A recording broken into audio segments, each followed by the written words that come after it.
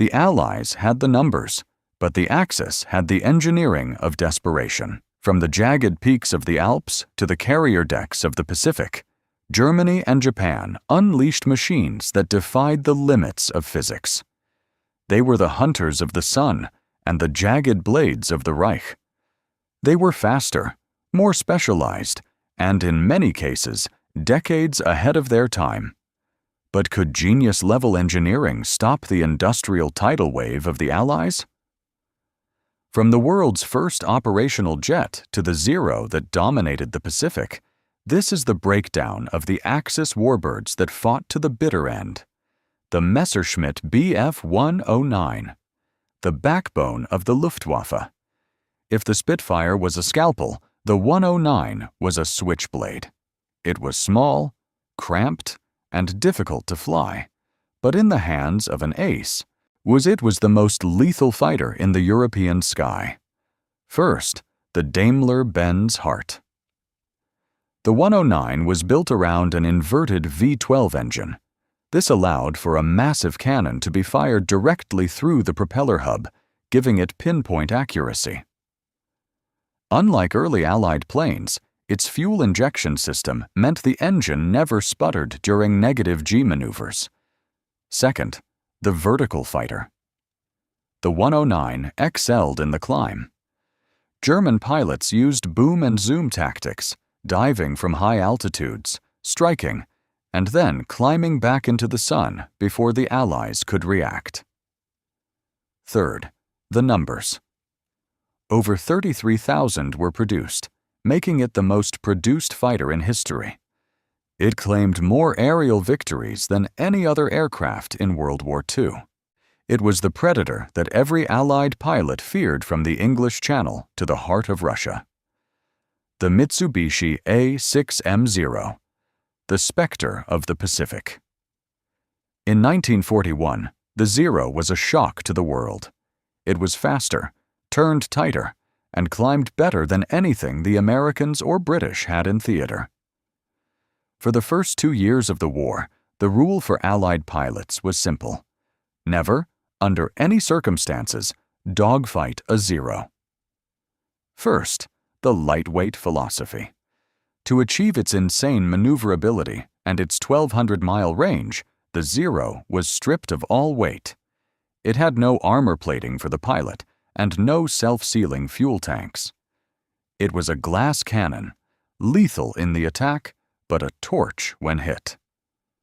Second, the turning king. Because of its low wing loading, the Zero could turn circles inside a Wildcat or a Hurricane. It dominated the skies over Pearl Harbor, Midway, and the Philippines, creating an aura of invincibility that lasted until 1943. Third, the long-range Predator. The Zero could fly for over 6 hours on a single mission. This allowed the Japanese Navy to strike targets that the Allies thought were safely out of reach. It was the ultimate carrier-based weapon that defined the early Pacific War. The Focke-Wulf 190, the Butcher Bird. When this plane first appeared over France in 1941, it sent the Royal Air Force into a panic. It was superior to the Spitfire Mark V in every single category. First, the radial power. Unlike the slim 109, the 190 used a massive BMW radial engine. This made the front of the plane a literal shield for the pilot. It was rugged, fast, and could take immense punishment while keeping the pilot alive. Second, the snap roll. The 190 had one of the fastest roll rates of the war. A pilot could flick the plane from left to right instantly, making it impossible for an Allied pilot to keep their sights on it. Third, the heavy armament. Later versions, like the A8, carried 4 20mm cannons and 2 13mm machine guns. It was designed to shred heavy bombers. One burst from a Butcher Bird could saw the wing off a flying fortress. The Messerschmitt 262, the Swallow, the world's first operational jet fighter. In 1944, This plane made every propeller-driven aircraft in the world obsolete overnight. It was over 100 miles per hour faster than the P-51 Mustang. First, the Jumo engines. The twin Jumo 004 turbojets gave the 262 a top speed of over 540 miles per hour. Allied pilots described it as a silver blur that moved so fast their tail gunners couldn't even track it. Second, the Heavy Punch. It carried four 30mm Mk-108 cannons in the nose. These were not machine guns. They were autocannons that fired high explosive shells. A single hit could down a heavy bomber. Third, the Fatal Flaw. The 262 was a miracle of engineering, but it arrived too late.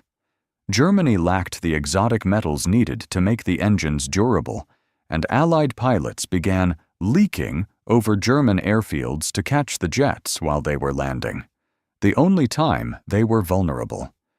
The Junkers Ju-87. The Stuka, the symbol of the Blitzkrieg. Nothing captured the terror of the German war machine like the fixed-gear Stuka diving from the sky.